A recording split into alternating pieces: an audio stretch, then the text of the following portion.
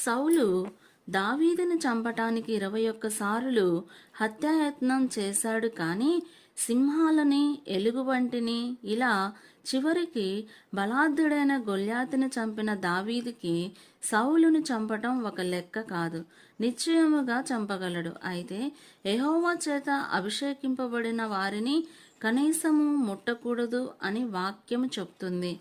దావీదు దేవుని వాక్యమును బట్టి సౌలును ముట్టలేదు. అంటే దావీదు తాను బ్రతుకులో, తాను చేసే ప్రతి అడుగులో, ప్రతి పనిలో వాక్యాన్ని ముందు పెట్టుకొని నడిచేవాడు అన్నమాట.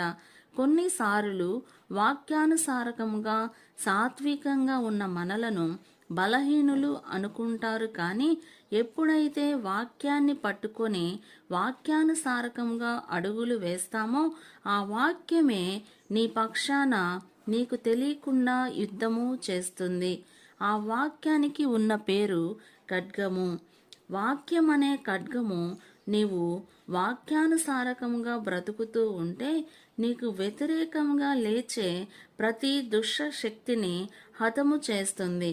దావీదు మౌనంగా ఉన్నాడు కాబట్టి దావీదు పక్షాన దేవుడు కార్యము చేయటం ప్రారంభించాడు. ఆమేన్.